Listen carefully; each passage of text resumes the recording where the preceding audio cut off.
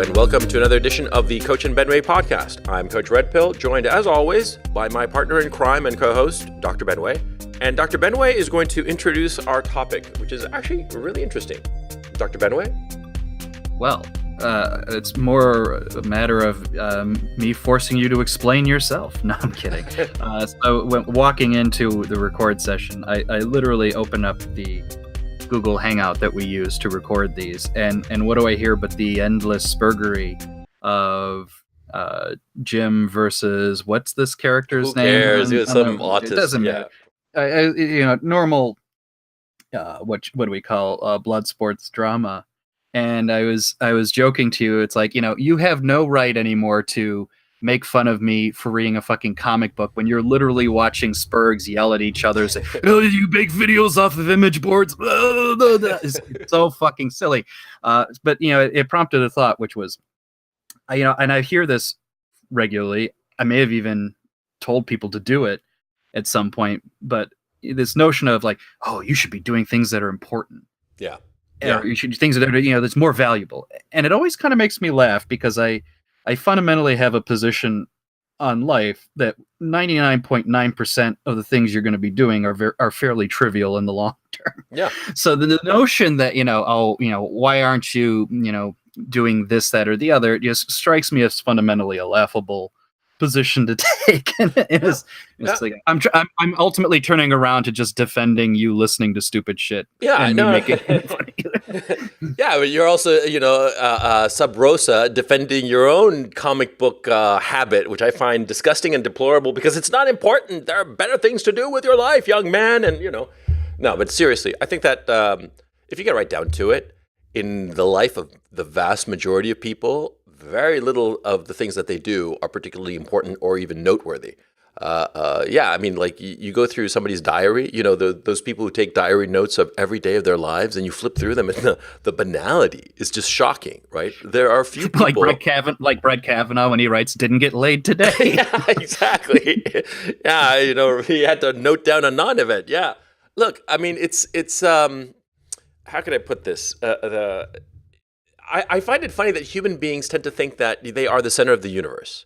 And they tend to think that whatever they're doing is actually important or interesting, okay, when it's not. And then they feel guilty about not doing anything, quote unquote, important. Is this the most solipsistic, narcissistic habit imaginable? I mean, I know for a fact that most of what I do in a day is trivial and nobody gives a shit. Well, it's this, we have these notions that you have to do something, like you're on your path to achievement. You got to achieve something today. Today's a successful day if I did something. And my response to that is like, well, frankly, what is that something? I mean, if you just write a list like bought groceries, took a shit, showered, shaved, went to work, did enough to justify getting paid for the day. I'm like, yeah, that will fill your day. And, it certainly will be doing everything you kind of need to maintain your existence, maybe even at a quality above and beyond what an average person's going to get. But by and large, I mean, that's just day in and day out kind of shit. And, if everybody's thinking like, well, I'm going to do something to contribute to the human society, the human condition, the human condition, I would advise you that, if that be it art or science or what have you, 90% of everything everybody produces or more is not really moving the needle in a strong sense. You're just, just keeping the fires burning, right? We're all kind of existing. And, I guess you could feel depressed that like, oh God, most of it's trivial. But at the same time, it's like, it's why a should you, thought? you know what I mean? I mean, it's like, why should you say to yourself, like, every day I have to produce something that the world will love? First off, to your point, don't be so fucking narcissistic to think that, you will be producing Shakespeare level output day in and day out, or that, your contributions will make sure that business is just buzzing and a booming. You're doing enough to kind of get by. You're doing your responsibilities. Sometimes that's enough. And sometimes it's okay to just not give a shit and just do silly things. Well, what's interesting is that, leftists, when they go and protest, right, it's that moment in their lives when they feel or fool themselves into thinking that that protest is actually something important in capital letters, TM, that they are doing in their lives, okay? That they're going out there and protesting whatever the fuck, right? They're protesting Kavanaugh, or they're protesting, cruelty to puppies or whatever. And they feel it. And so it does give them purpose. And so that's the thing, that we need a purpose. We need a sense that we're doing something important so as to motivate us, so as to feel that our days are not pointless. Because, like, if you get right down to it, yeah, our days are pointless. Most of our days are just a waste of time.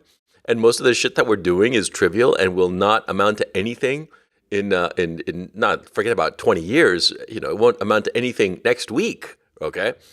It won't amount to anything tomorrow, for crying out loud, right? So we want to feel that we're doing something meaningful. And so when leftists latch on to quote unquote causes, it gives them enormous meaning in a way that, frankly, we conservatives do not have, because by definition, we don't want to change things, right? We like things more or less the way that they are. And so we're not out there screaming, change nothing. No, we're not doing that, right? I was, this was maybe about a year and a half ago. I was talking to a woman, I knew loosely, just in social. Loosely? He like asked work with setting, an arched brow?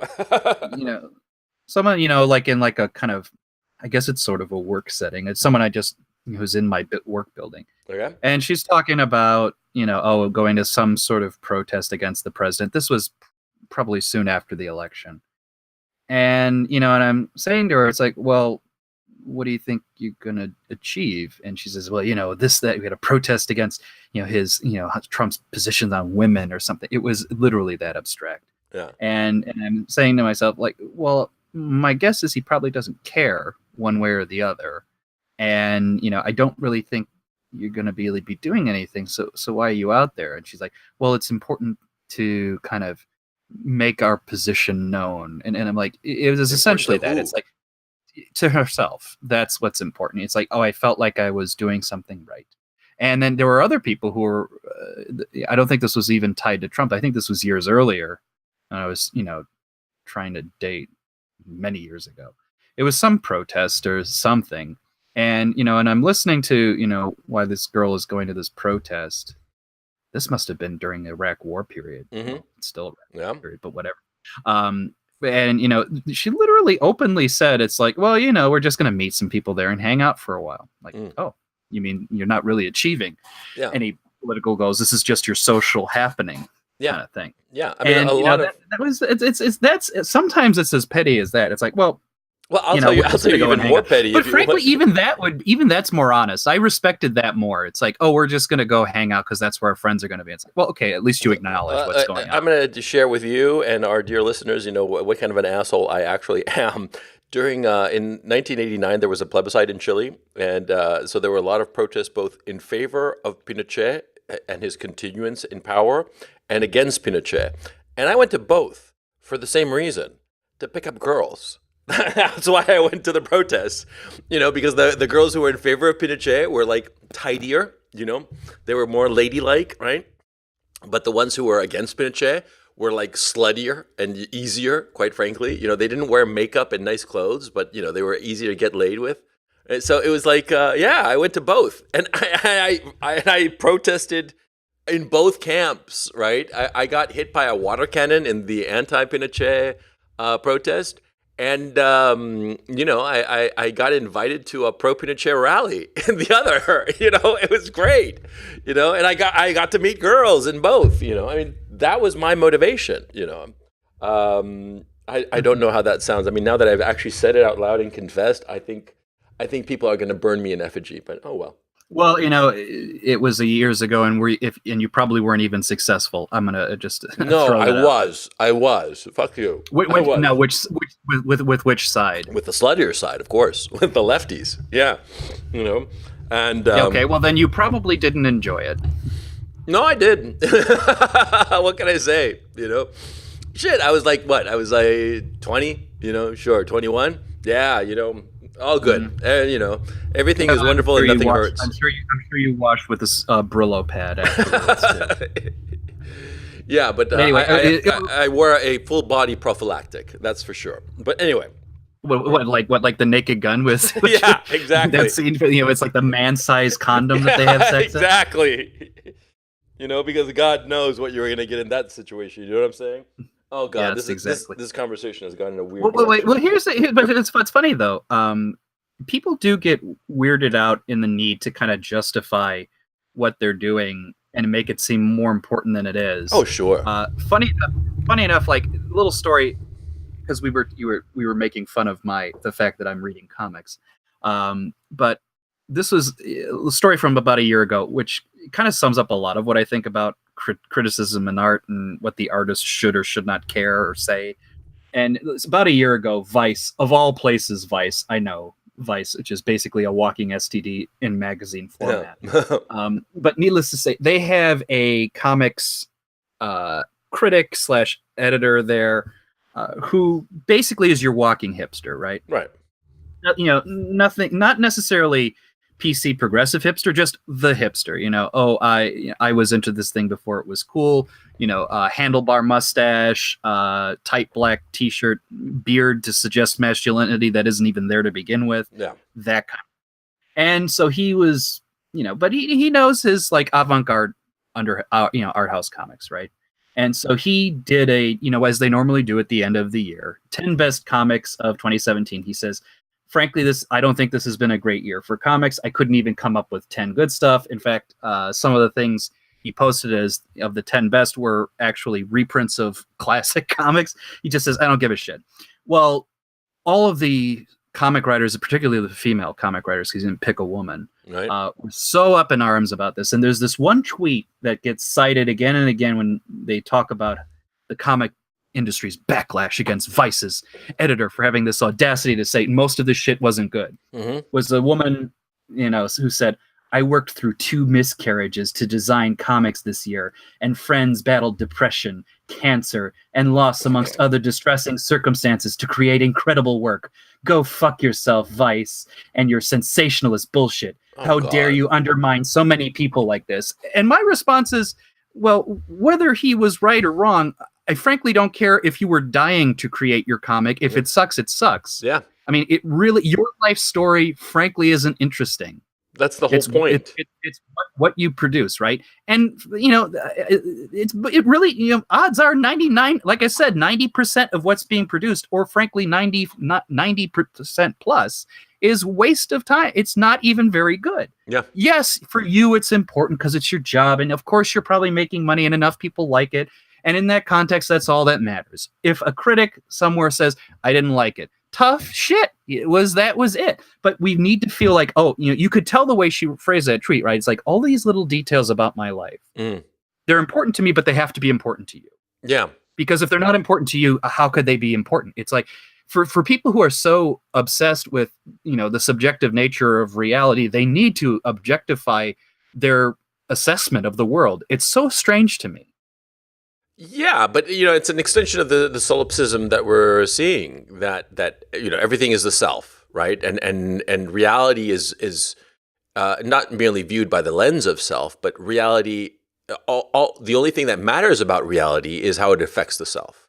And so, yeah, in those circumstances, it would be warranted to bring out the fact that you had a miscarriage or whatever the hell, or drug addiction, or who knows what, bankruptcy. And say that because of this suffering, your work has more value, which is stupid, okay? Because it's basically denying any kind of, not just merely objective reality, it's denying that there's anything on the other side of the hill. Your reality is only that which is within your purview. It sounds absurd. As far as it's also it's the striving. Think about it. It's like in why we say like what makes things important. I think a number of artists, not all, but many, maybe even most, have the perception that because I put sweat and tears into this, that sweat and tears is almost like, the labor theory of value, right? It automatically translates into quality. You cannot question that. No, Well, yeah, yes, you can. I mean, of course. there is a standard of this is worthwhile, this is not. You could put all the effort into the world to create this thing, Yeah, and it could just be banal for yeah. a person who's not in Well, your I in your mean, circumstance. think of Michelangelo, right? Michelangelo had to be on his back, 90 feet up in the air to do the Sistine Chapel. It must have been incredibly difficult to do, especially at that time that there were no artificial lights as we know them today, and so painting that must have been a nightmare, right? Um, and then he did David, right? The sculpture. Uh, and he probably, David, he had a couple of assistants and it was probably a lot easier because, he's chiseling away at some marble. So the conditions of the work were just so much easier. So are we to say that, the Sistine Chapel is better than David because it was harder to make? That would be a stupid argument. You in this particular case, you can't really say which is better. They're both equally transcendental. But the point is, I'm bringing up this example specifically of Michelangelo because the difficulty of creating a work or the circumstances that make it difficult do not give any kind of inherent value to the work. They make it valuable to the person, but not in an objective sense. But then, of course, if you're denying any kind of objective reality and it's all subjective, then of course, the individual suffering matters more. That's why I'm going to be writing a book, and what I'm planning on doing is I'm going to be cutting off my fingers and a little bit at a time and writing the book in blood, and that way I'll wind up like eating up all of the fingers of both my hands, and that will make it the most painful book ever written and thus the most important and the most valuable. And you can throw away every book that you have in the library because this book that I'm going to write with my own blood is going to be the book. That's stupid. But, And I will turn around and say, thanks for copying the plot of Seven. Now, it thus negates your whole idea of the pain and suffering of the book. I mean, so why do I bring this up to emphasize, it's almost like the opposite. I started with the consumer of this saying like, oh, it's a lot of ultimately, what you're doing is kind of trivial, but it's true for the creative aspect as well. I mean, everything we're kind of doing, and it kind of ties to the hobby thing. I think within your subjective realm, right? Whatever you're doing can feel important, and to you it probably is, and it's probably your mind worth your time, and if it's satisfying, go at it. But you if you're going to operate under the assumption that your choices are going to be the objective reality for what other people have to kind of accept about you, namely like your perception of the importance of this is universal, you're entering troubled waters, yeah. and you're entering precarious waters. And if you're going to make that case, you really have to have a super, super strong sense of objective reality. But we've already kind of articulated in this world and age that we don't.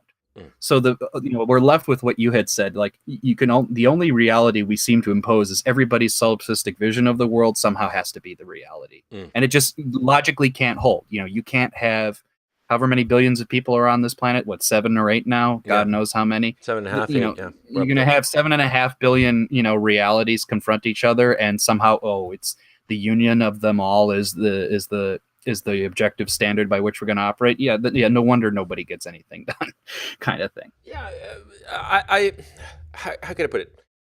It's the subjective suffering or pain or effort that you do towards something does not give any inherent value to the thing that you are doing. In point of fact, I would argue that a lot of times the person doing something often does not have a clear appreciation as to whether it's good or not. I can tell you specifically in my little hobby of doing videos, sometimes I put a lot of care and effort into every little facet of the creation of a video. And, it's greeted with a shrug.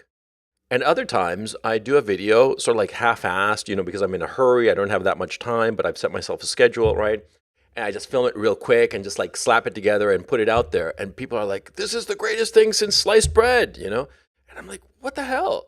So, you yourself cannot tell, you who are creating the work often cannot tell if it's any good or not. Precisely because you were in the cockpit when it happened. When you're in the cockpit doing it, it's by definition you cannot have an objective view of it. That's why you need critics. I don't have a problem with critics. I mean, let me rephrase this. I don't have a problem with honest critics. I don't have a problem with honest critics who look at the work. Like, for instance, like James Wood. He's somebody that a lot of times I'm not too crazy about his opinions. I can't think specifically of one right now, but that's not the point. The point I'm trying to make is that, see, I know that he's paying attention to the work, and he's looking at the work in the constant context of other written work, other works of prose fiction. And so his point of view, I may completely disagree with his point of view, but I recognize that what he's doing is valuable. The work of a critic is valuable, and the work of the critic should be divorced from the difficulty that the creator had in achieving that work. Because we're going back to the issue of the comic book. You're a comic book editor guy who said, well, there weren't very many good comic books. Well, that was his take on it. From his point of view, there weren't. His experience, and that's the point of a critic. A critic is basically somebody who has so much experience with a given medium that he's competent to discuss new additions to it because he knows the development of the art or the medium or whatever it happens to be, in this case, comic books. And you're talking about this editor at Vice who's like read everything, and he's read all these obscure comics and the mainstream comics. So yeah, I mean, you might disagree with his point of view, but you can't deny that the guy is competent in what he's doing. So yeah, he made up his mind that there was nothing good, but these women come along, and I don't think it's really women, it's per se, it's rather progressives who want to be validated just for the effort. They just want a participation medal, which is kind of pathetic if you think about it, isn't it? Because that's what we're talking about. Somehow your top 10, your top 10 list, which by definition is meant to be extraordinary, Right. these are the creme de la creme. It's not supposed to be representative. Somehow it has to be representative. Yeah. You know what I mean? And that dog don't hunt. By logical definition, it doesn't hunt. And you brought something interesting, because the critic in this discussion to me is an interesting phenomenon to think about, which is to say, and I mean it on both ends. I mean it from the creator and from the consumer. If you're going to have an argument that says you should be doing more important things by doing either, creating more important things or reading more important things or doing more important things, whatever you want to phrase it, in some sense, the critic is the person in that position to kind of argue it, right? Mm-hmm. But the question you have now is, what is the basis of the authority to say that, right? You should be reading X, Y, and Z, because you and I, we kind of play this role a little bit, right? We make fun of, or at least you and I have made fun of the comic book movies, right? Mm-hmm. Like, oh, it's pretty light fare, right? Yeah. You're not going to get anything out of it.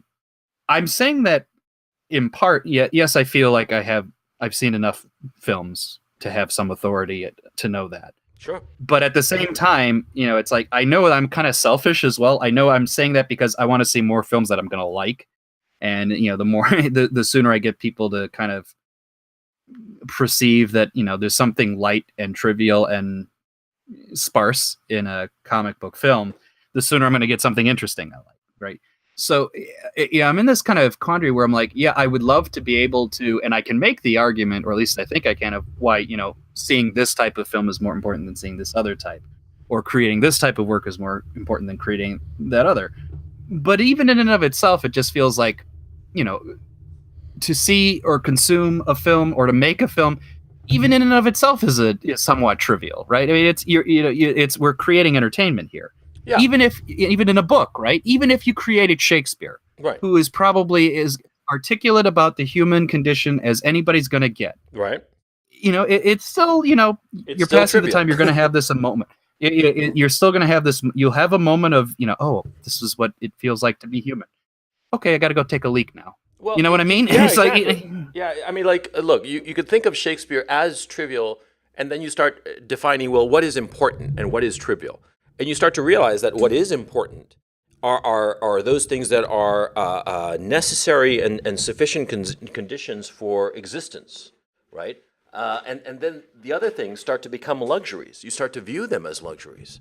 I mean, like Shakespeare, for example. No disrespect to the bard. I think his reputation is staunch enough and stable enough that he won't mind. You can get through a very nice life without ever having read Shakespeare or knowing anything about him.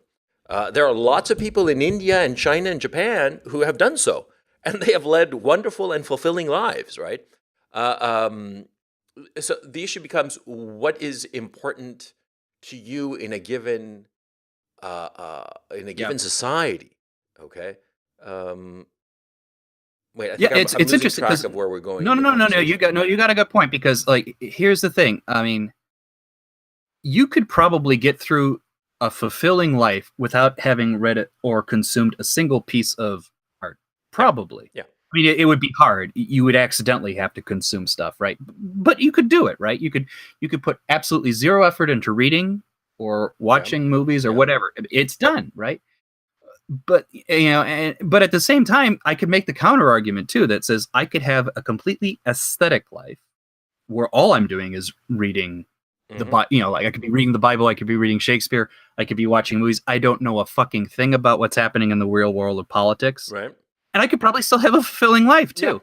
Yeah. Absolutely. It's funny because I there was a comment, somebody posted on our video about saying like, oh, when you talk about politics, it's stuff that affects us all. When you talk about books or films or art, it's talking about your own ego of what you enjoy. And my response is, you silly rabbit. Both of them are egotistical. Yeah.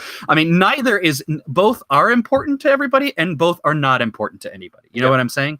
It's already an act of spectacle. It's already an act of entertainment. Even if I'm just relaying the facts of the news cycle of the day, I mean, it's partly telling a story, and you're consuming it as a story. Does Kavanaugh getting nominated to the court or not affect your day-to-day life No. in a substantial way? 99% of the time, no. No. The only You know what I people, mean? frankly, the only people who are directly affected by this would be, I would guess, Kavanaugh, his family, and his law clerks, the ones that he hired for the term. I mean, those are the only people who are truly affected by him, by his being on the court or not being on the court. Mhm. Frankly, everybody else, it would be like an ego thing or their political position or what have you. It would be more symbolic and harder to define. Okay, Mitch McConnell's stock in the Senate would have fallen had the Kavanaugh confirmation failed, right? But in a substantial way, whose job would have been lost? Whose livelihoods would have been changed? Kavanaugh and Kavanaugh's family and those law clerks that I mentioned that he had already pre-hired. And in the long term, let's say because it's the topic that's clearly spawned the fight against him, Hmm. abortion, right? Right. Let's say he's the deciding vote to end Roe v. Wade. Hmm. It's TBD, but let's say for the sake of argument he is. Hmm. Yes, in theory, it would be a psychological thing that it would affect your life, especially the fact that you couldn't kill off this mistake that you Right. managed to get yourself into. Even that in and of itself is a moment of your life and not the entirety of it, right? And yeah, you could say, oh, it'd be a big thing that I can't get rid of this child, what have you. Yeah, well, there are other ways to give away a child, whether you can abort it or not. The reality of the matter is, 99% of us aren't going to be affected Yeah. one way or the other. It's Yeah. it's just the reality. Yeah, I find it And amusing that all these people who follow the news relentlessly, like especially older men, I've noticed, and I'm sure you've noticed this too. These older men relentlessly follow the news, and yet they are at the farthest point imaginable that where they could change that news. They're just passive observers. So how is that important? How is it important to know, what's going on politically? The little machinations. Apart from it being like a soap opera, yeah, it's trivial. It's a yeah, very trivial thing for you. yeah. Partly, I think part of it, a lot of it is soap opera. But I think obviously, in the reality of the discussing it, it feels important. I mean, we've certainly discussed these matters. We make a whole podcast out of it. Hmm. I think, though, in that context, it's an intellectual exercise, right? It's when you come to the discussion, what is a good life? What is the kind of world we want to live in? We believe these are important, but in and of themselves, these are, you know, psychological exercises, intellectual exercises, which have a lot of meaning to us, for sure. Hmm. But they're not things that by and large keep you alive or not. You know Okay, what I okay, mean? okay, okay. So hang on. We've been dancing around the central question. So let's hit it head on. what are the important elements of a life? What are those things that are important? The comic books, the internet blood sports. What is important to life? The political news. What? Because of course it's Well, not how about you? specific Yeah. news. I think it would be specific to each individual. Uh, I mean, but what do you think would be important to a life? I'm asking sincerely. I'm not. It's not some kind of a rhetorical. I don't have any rhetorical trap to spring on you. I'm asking sincerely. What would be Yeah. the So important? there. I think there's three levels of, and I'm going to list them in decreasing order. Hmm. So the most important first. Most important, self-preservation, Sure. right? Yeah. So are you housed? Are Mm. you clothed? Do you Or you get the fed? food you Yeah. need? The and Yeah, Maslow's hygienic basic. needs. Yeah. Exactly. It's highest level, right? Hmm. Next one is the sustainability of your, not your personal existence, but let's say long-term existence, building the family, right? And even that is subject to argument, right? Hmm. I would argue it's important, but let's just assume it is. Okay, you've succeeded in maintaining your own existence. The next level down is, are you going to maintain existence for the species overall or your family, whatever you want to phrase it, right? Hmm. Then the third level is I would say the intellectual, moral, or philosophical argument of, am I do I feel fulfilled, right? And on a non material kind of way. And this gets to the question of, like, oh, you should be doing something more important or not. Like, well, I would phrase it as, do you feel that whatever you're doing is providing you with the fulfillment you need in order to say this was worth it, right? And this then gets to the question what we were talking about with Professor Deneen, right? Of, arguably it's what it makes the good life, but more importantly, it's just like, you know, are we, the whole idea of what does liberty mean? Like, is liberty just fulfilling your base needs, right? Your need to eat, your need to jerk off, your need to laugh, or whatever it is. I don't know. Or is it a matter of saying, like, oh, I'm going to have some discipline in my life and I'm not going to be given to passions, and that freedom from my base desires means I'm going to feel better? That is something that we argue about, right? We tussle and toil and try to figure it out, but it's an act of working through it, right? And I think I'm in a position in my life where, however you need and whatever you need in order to figure that out, for me, by and large, is okay. You know what I mean? If reading, if watching internet blood sports and coming to some conclusions about what it means to be human is something you get out of that, or you reading a series of comic books on what it means to lead a good life and be a hero amongst your people is going to get you there, so be it. Maybe I'm a little bit blasé about it now, but that's the attitude I'm kind of concocting in order to figure this out. Mm. Mm. No, I mean, apart from the hygienic needs, I suppose that what would be important on the second level of this three-level cake that you're baking, I think it's affective needs. Affective needs of belonging, of being valued in and of yourself, inherently, not because of something that you have done, but because of who you are. I think that that's a key need that we have. I think it's the notion of belonging, belonging to other people, belonging to a space in the world where other people value you. Like I said, value you inherently. And then a third level would be um, a combination of where people value you for what you do, or who you happen to be in the society. Okay, like in a more utilitarian sense, and the things that interest you, that awaken you, that make you feel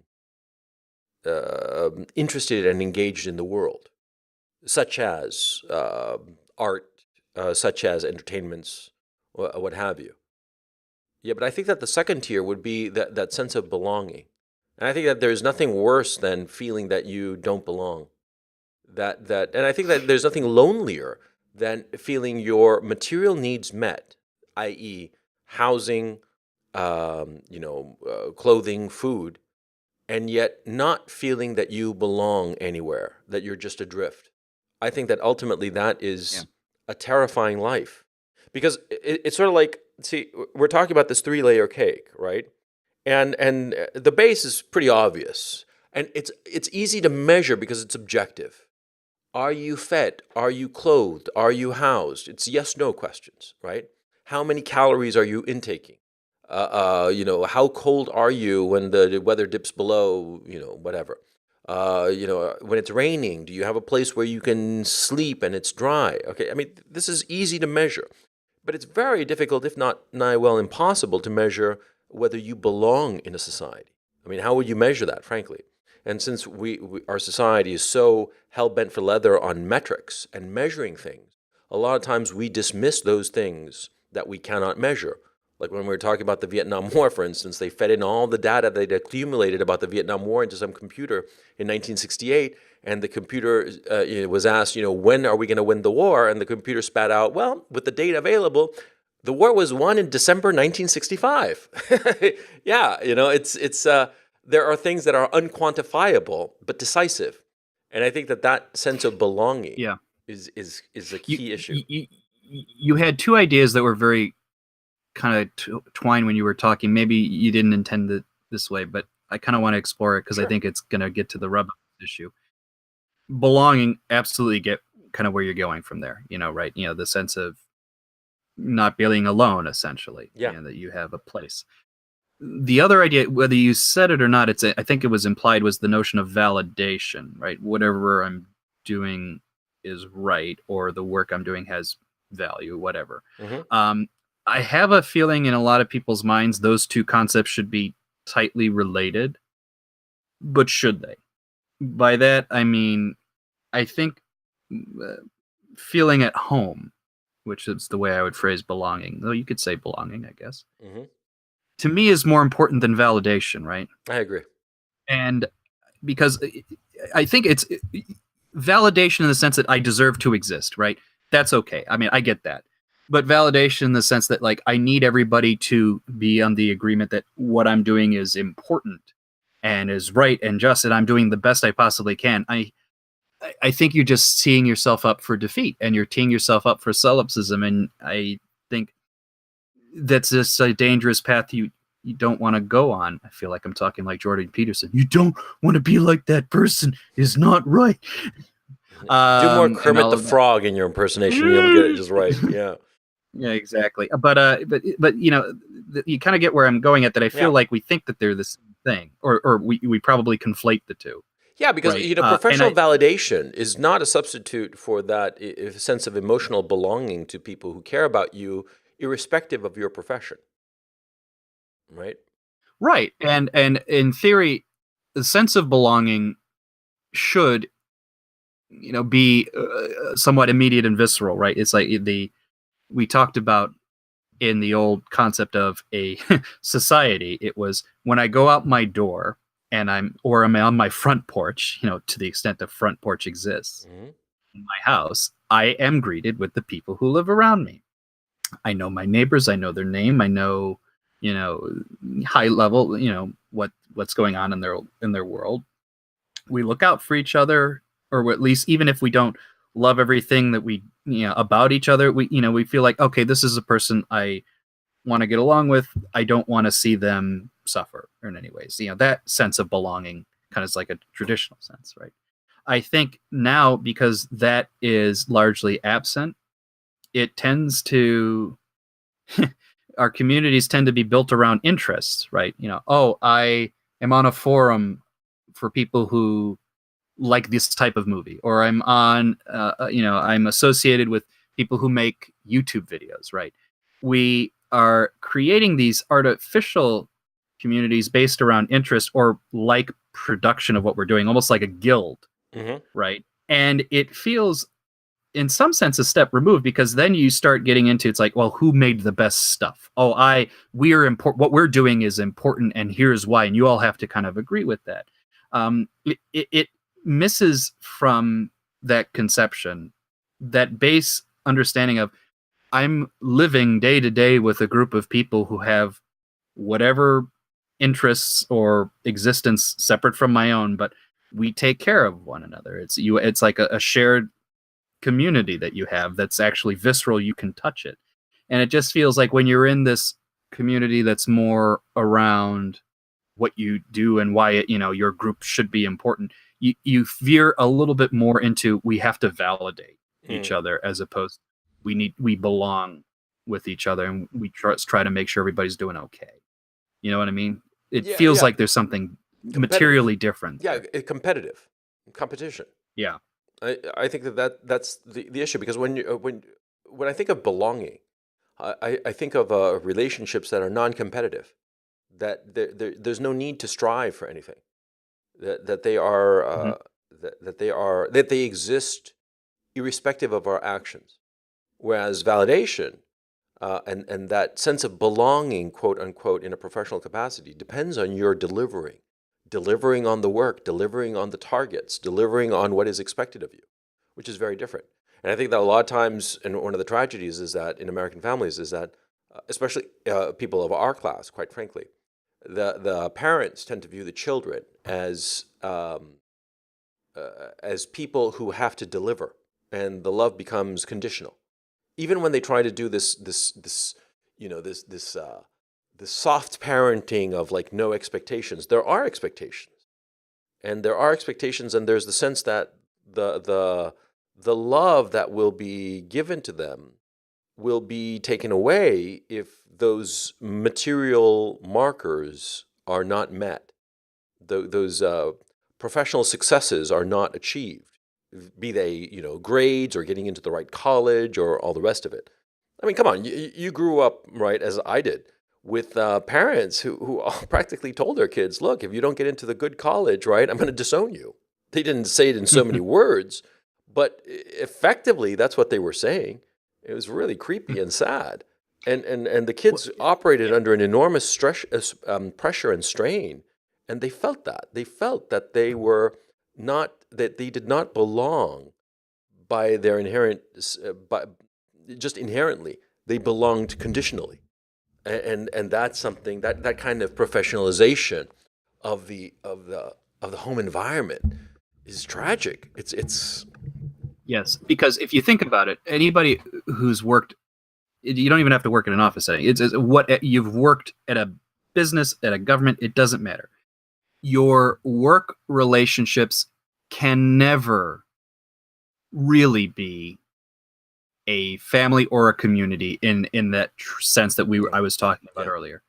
To your point, it's because we're all achieving goals, we're all processing functions, we're all part of this machine. The machine just has to work. And everybody, I mean this almost like, part of it I mean like just practically, and part of it I almost mean metaphysically. Like, there's just that kind of relationship will not and cannot produce a substitute for a real community. But we're simultaneously acting like it should, in part because I think, especially people in our class, like, you're working your career is frankly all you have. Yeah. Or at least you're trained to think that way. And nonetheless, interspersed in all of this is highly regimented structures of work. It's like, don't touch this person, don't give a high five, approaching personal space.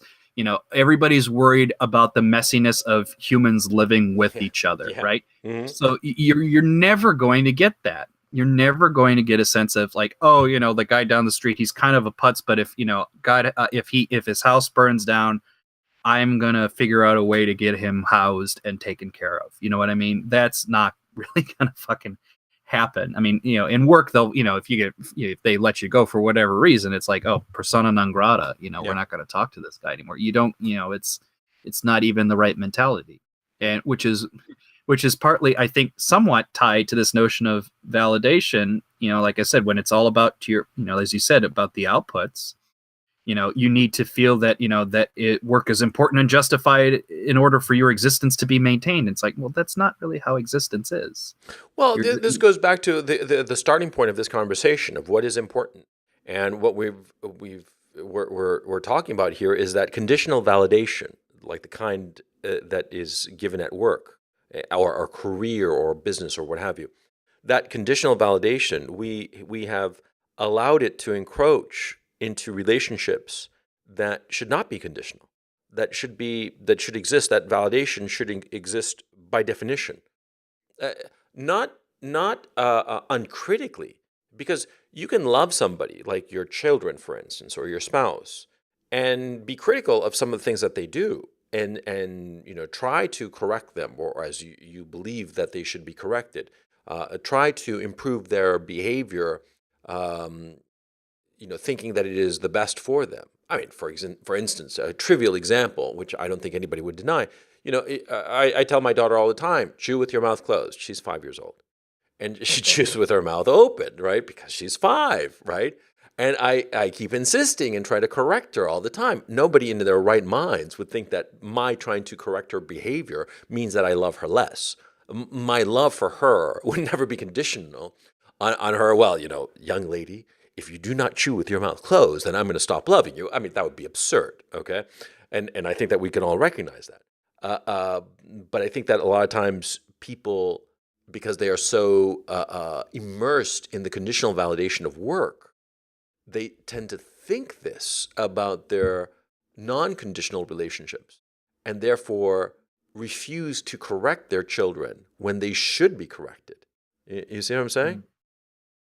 Yeah, it's like, I think that, the difference between what you should be getting in a sense of belonging versus, like you said, work validation is, in this true sense of belonging, we're always going to work on the quote unquote relationship, right? Hmm. Which is to say that, hey, let's say you fucked up 17 times.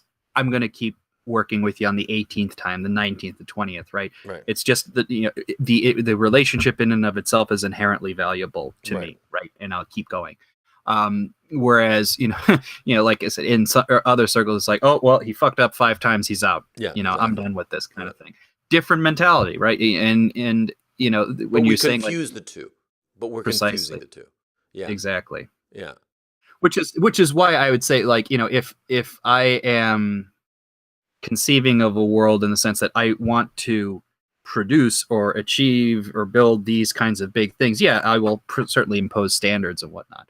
But if my kid is, reading, young adult novels versus, I don't know, John Updike, whatever, pick your poison, yeah, I mean, I could make fun of him or her, but at the end of the day, it really doesn't matter, Right. right? Yeah. Yeah. I mean, reading Danny Dunn, or reading Roger Rabbit is not going to change your affection for your child. Right. But like looking at uh, our contemporary society, I think that there's a lot of confusion about that, about the one and the other. Because also, I think it has to do with economic insecurity. Because if you feel economically insecure, then you're going to be trying to toe the work line a lot better. You're going to be focused more on that, and you're going to be very stressed out that you're not, you know, adjusting to fit.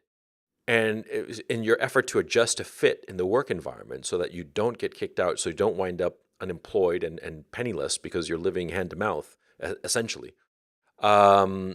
You start bringing that attitude home. Yeah, and you Mhm. can either overcorrect, as some parents do, and they have this complete hands-off approach to disciplining children, or you have the opposite, where you have this, if you don't do it my way, then I'm not going to love you anymore. Uh, Right. I think that that's the problem we're having, and I notice this especially in the upper echelons of our society, insofar as what I would call the service class of the 1%, the class that you and I come from, that professional class that went to the good colleges and works corporate jobs and all the rest of it. There's this weird confusion between the work stuff and the home life, and there's also There was, a yeah. belief that the trivial stuff is more important than the real stuff, you know? Yeah. Yeah, and I think it can get confused. I'm going to give you a story two different ways, and I think you can see the difference in thinking. You go home or you go visit. Let's say you're in your, I don't know, your 40s or your 50s. You go see your young kid who's left college and is starting out in the world, and you go to him and you see that the kid, you know, the first story, you go see the kid is, living in a dingy spot of the neighborhood, whatnot, and Mhm. what have you. And you say to yourself, well, this is, you know how to do something important with your life. And by important, I mean, get a better job that pays well. And, you'll be, making more money and you'll be, going to live in a better spot and this, that, and the other. That's the managerial class attitude of saying like, you should be productive member Right. of society. You should make money. The other story, this is the story I think is the take on that I think is the better attitude to take. Go same story, same setup, I should say. You're in your middle age, you're going to see your newly adulted child, and you go and see them, and you can tell that they're miserable. They're not, maybe doing much of anything. They're just getting by. You can tell they're unhappy, and you should say, I want you to do something more important. I can see that you're miserable. I want to figure out how you can not be miserable. However, that kind of phrased out, I want you to do something where you feel like your life has value. Slightly different superficially, immensely different materially. Yeah. Because the outcome isn't about, oh, you should get a job like me, or you should, do something where like you can live in the nice zip code. It's no, are you feeling like your life has meaning? Is it fulfilling? Are you going home every day, just praying to God that, you don't have to go into whatever you're doing the next day and suffer whatever consequences, you're just going day by day on a mental model, Yeah, but like I said, slightly but different, but yeah, it is slightly different, but it does fall into the individualistic trap of the liberal society that we're discussing, a few weeks ago with Deneen. That we're looking at the world as the individual, and like, oh, you're not satisfied, you're not fulfilled, and I mean, I see what you're saying, and what you're saying fits in our current ideological paradigm. But just take a step back. Well, what if the ideological paradigm is just not working? And rather than trying to find individual fulfillment, solipsistic fulfillment, why don't we try to find some sort of uh, uh, extended community fulfillment, something where it's not that individuals trying to find individual fulfillment, but groups of people all together, extended families specifically, working all together and see if all together they can achieve uh, a measure of satisfaction and happiness. well, yeah, I think that's certainly perspective to have. And my take on the matter was, what the gap in said individual is. I leave them left ambiguous. It could very well be a lack of familial ties or community. That doesn't really matter. What does matter is my act of responding to my child is different, right? In the second story. And the second story is I see that this part of my family is experiencing a kind of spiritual lack of fulfillment, or there's a spiritual gap of some kind. There's a gap for me that I need to fix there. The first story is more like, oh, just tactically, like, oh, it's utilitarian. It's like you're you should be driving a little bit more money or whatever, being more productive. Both superficially have a sense of a community, right? It's like you get more money if you do something that society deems more valuable. But it's a different kind of world that you live in, right? And it's not predicated on necessarily material attainment. It's predicated more on where is the sense of wholeness coming. And yes, it could be a problem on the individual level. It could be a problem on the family or societal level, right? But I think that's kind of where the difference has to start. Mm. Now I'm thinking over what you're saying. Well, I guess we're falling back to the eternal question of what is the happy life? What is the good life? Uh, And I here's where I would say uh, the important thing you have to realize right away. Whatever I say on that question will not be the definitive answer Yeah. because that question has been asked since day one of humans being able to think about this, which has been a long time. And if the greatest minds in the history of the world haven't provided an answer, which we said nobody asks the question anymore because it's just the definitive answer, you're not going to come up with one. You can Yeah. come up with the thinking. The process of thinking about it is valuable, Well, important. yeah. I mean, I think that that's the issue. It's thinking about the problem of the good life in order to achieve some imperfect answer, although the answer might be perfect for you or perfect for your particular circumstances at a given time.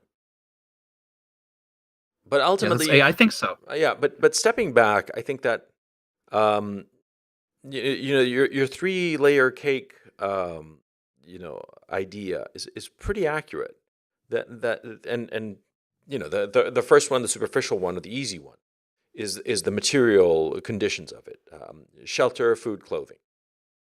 But the second one, the effective one, I think is the problem because the third one of, let's call it amusements, okay, or the public life or whatever you want to call it, uh, that's easy, and we get it all the time in our current Western society. We're filled with all of this stuff, and it really is trivia because it's not important.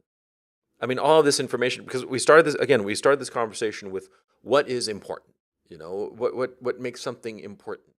And ultimately, at that level, it's all trivial because it's much more important whether you have food and shelter than whether this politician or that politician got his or her way, right?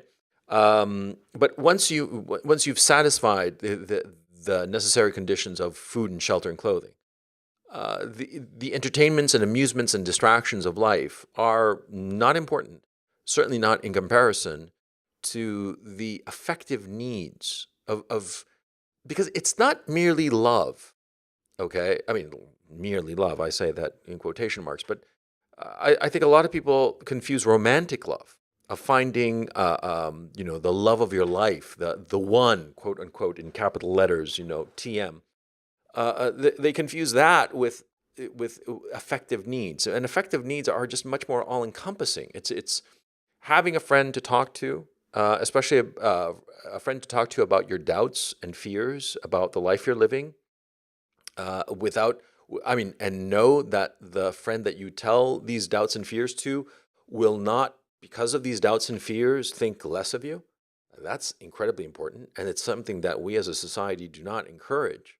It sort of like happens to people by happenstance, but it's essential. It's essential to be able to, spend the evening with a drink and a friend, like the song says, and be able to have a heart-to-heart conversation about things that are important. Uh, it's It's the ability to engage with someone outside of performance, and by exactly, performance, I exactly, mean the social obligations, right? exactly. You know, Yeah. And affective needs also do not encompass sex because sex, as has happened, has become commoditized and it's become superficial. It's graduated to the third layer, the layer of amusement, of pastime, of of something, quite frankly, unimportant, distraction. I mean, it's so easy, and in certain cities and certain age groups, sex is not transactional. It's just like it's as trivial as going to play squash with somebody on the weekend. It means nothing. And that's certainly not what I mean by it. I mean like effective in that sense of friendships, effective in that sense of mhm. yeah, sure, romantic love is encompassed by it, but also filial love, familial love, fraternal love, that sense of belonging within a matrix of relationships, a matrix that is solid and that will not break, um, that is strong enough to endure whatever crisis life throws at it. Right, which is why when we going back to how it started, when people say like, "Oh, you're watching the the kill stream, that should you should be doing more important things," or "Oh, you're reading books, you should be doing more important things, or you should be talking about politics and everything. I'm like, all of those are just different means of filling that third layer we talked about, Yeah. which was, you're in some sense filling time. Yes, you're fulfilling, intellectual exercises, but they all come after what you're kind of just saying, which is to say, do you have, someone to talk to when you're in need? Do you have a sense that, you as a human being are just worthy of someone's attention? Not in terms of like what you're doing. It doesn't really matter what your fucking job is or what have you. It's just, is someone willing to talk to you in an open and honest and just like, whatever you got to say, I'm here to listen kind of thing. That's, what you should be working on before all of this other shit. And I feel like it's coming close to that. You got to clean your room before you change the world. But yeah, I guess so. What? Maybe it's probably truth to it. I just phrased it a little differently. Yeah.